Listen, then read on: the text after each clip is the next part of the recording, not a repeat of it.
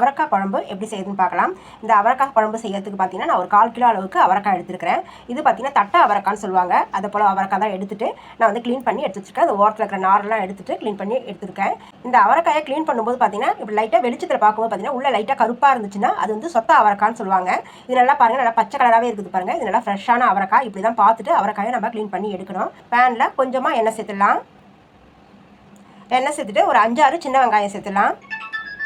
2 பல் பூண்டு பல் சேர்த்துடலாம். கொஞ்சமாக ஒரு சின்ன துண்டு இஞ்சி ஒரு 2 துண்டு அளவுக்கு சேர்த்துடலாம்.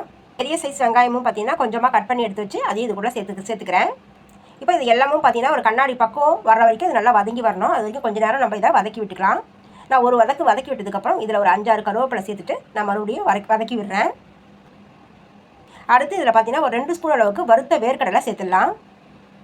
அடுத்து 1 ஸ்பூன் அளவுக்கு வெள்ளை எள்ளு சேர்த்துக்கலாம். இப்போ எள்ளு வேர்க்கடலைலாம் சேர்த்து வறுத்து விட்டு இதை நம்ம மிக்ஸி ஜாரில் மாற்றிக்கலாம். மாற்றிட்டு இதில் கொஞ்சமாக நல்லா ஆறுனதும் கொஞ்சமாக தண்ணி சேர்த்து நம்ம விழுதாக அரைச்சிட்டு வந்து இது ஒரு பக்கம் அப்படியே இருக்கட்டும். 3 ஸ்பூன் அளவுக்கு எண்ணெய் சேர்த்துக்கலாம். நான் சின்ன குழிக்கரண்டியில் சேர்க்கறதால நான் 1.5 குழிக்கரண்டி அளவுக்கு மட்டும் எண்ணெய் சேர்க்குறேன்.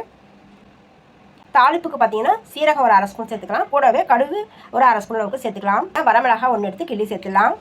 அடுத்து பார்த்தீங்கன்னா வெள்ளாரி வெங்காயம் நல்லா ஒரு கைப்பிடி அளவுக்கு பொடியாக நறுக்கி இருக்கிறேன். அதை இது உள்ள சேர்த்துலாம். இது போலவே ஒரு பச்சை மிளகாயும் பொடியாக நறுக்கி சேர்த்துக்கலாம். அதே போல் பார்த்தீங்கன்னா 10 பல் பூண்டு எடுத்து இதையுமே பொடியாக நறுக்கி இது உள்ள சேர்த்துடலாம். இப்போ இது எல்லாத்தையும் நம்ம கொஞ்சம் நேரத்துக்கு வதக்கி விட்டுக்கலாம். வெங்காயம் சேர்த்து கொஞ்சம் நேரம் வதக்கி விட்டதுக்கப்புறம் இதில் கொஞ்சம் கருவேப்பிலை சேர்த்துடலாம். கூடவே பார்த்தீங்கன்னா நல்லா பழுத்த தக்காளி மீடியம் சைஸ் தக்காளி எடுத்துருக்கிறேன். இது வந்து பார்த்தீங்கன்னா நல்லா கொஞ்சம் பெருசும் சிறுசுமாக கட் பண்ணி அதையும் உள்ளே சேர்த்துடலாம். இப்போ அடுத்து இது கூட நம்ம கட் பண்ணி வச்சுருக்கிற அவரைக்காயும் உள்ளே சேர்த்துடலாம். இது சீக்கிரமாக வதங்கணுன்றதுக்காக ஒரு 1/4 ஸ்பூன் அளவுக்கு உப்பு சேர்த்துட்டு இப்போ எல்லாத்தையும் நம்ம ஒன்றா வதக்கி விடணும்.